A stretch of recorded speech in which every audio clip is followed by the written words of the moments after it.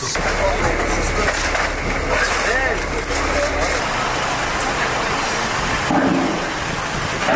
are going to be uncompromising to all the threats to our homeland. It doesn't matter the source of that threat.